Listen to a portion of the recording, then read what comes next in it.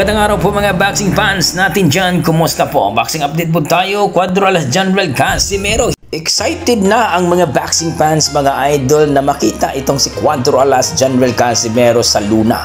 Ngayong October 25 mga idol, hindi na sila makapag-antay. 12 days na lang mga idol ay magaganap na at makita na natin sa Luna si Casimero mga idol. Grabing bakbaka na ito mga idol. Kumbaga, alam naman natin na isang taon hindi napalaban si Casimero ay siguradong may pasabog at may gagapang naman dito mga idol. Sana daw ay hindi magdrama itong hapon na ito mga idol. Itong si Kinuski Kamida mga idol, kagaya ni Akahu mga idol na natamaan sa panga, tumagos sa batok at sinabi niyang natamaan siya sa batok. So, isang hapon na naman mga idol ang magdrama, no? Hopefully daw, ayon sa ating mga boxing fans, ay hindi magdrama itong si Kinuski Kamida mga idol. So inasahan ng ating mga boxing fans na magandang laban at impresibo ang mangyayari dito kay Cuadro-Alas Casimero.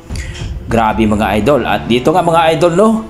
Bad news dahil po, no? Ayon dito sa ranking ni Casimero sa 122 pounds mga idol ay tuluyan ng binura itong si Casimero sa organisasyon dito sa 122 pounds o Super Bantamweight Division. Natural yan ng mga idol, walang problema yan kasi si Casimero po ay hindi na napalaban dito sa 122. No? Napalaban siya ng last time ay 128. So ranking siya doon sa WBO, rank number 6 at tinanggal din siya. At nung nakaraan ay rank number 10 po siya sa IBA pero ngayon ay tinanggal na po siya. So walang problema yung mga idol sapagkat si Casimero ngayon, no, ay lalaban na po ito sa featherweight division. Good news po ito mga idol sapagkat bakit sinasabi natin good news mga idol?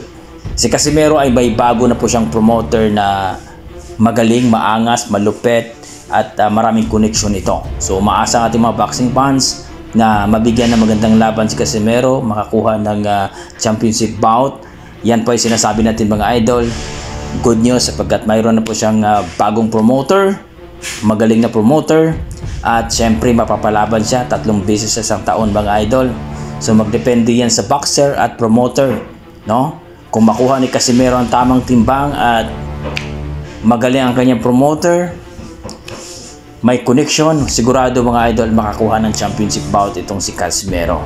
Yan ang sinasabi natin mga idol na magaling si Casimero pagdating sa Lona at hopefully tayo na kailangan natanggapin nila ang mali nila, na kailangan i-work out nila ang kanilang timbang. Yan ang problema ni Casimero mga idol, yung hindi makuhang tamang timbang dito sa 122 at ngayon po ay 126 na siya.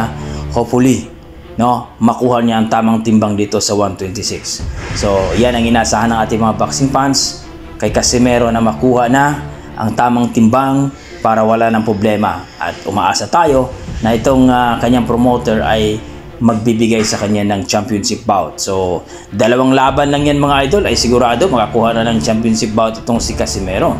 Kung sakaling manalo itong si Casimero via TKO dito kay Kinuski Kamida mga idol ngayong October 25, well, mag-offer sila dito sa mga nasa ranking mga idol sa 126 pounds mga idol, no? Maari po yan si Figueroa, no? Marami dyan mga idol na pwede lang operan. Gaya sinabi natin mga idol, magdepende din sa promoter mga idol. Kung magaling ang kanyang promoter, well, sigurado makakuha ng championship bout itong si Casimero. So kayo mga idol, ang masasabi niyo dito? Excited na ba kayo na makita sa Luna si Casimero dito na sa featherweight division?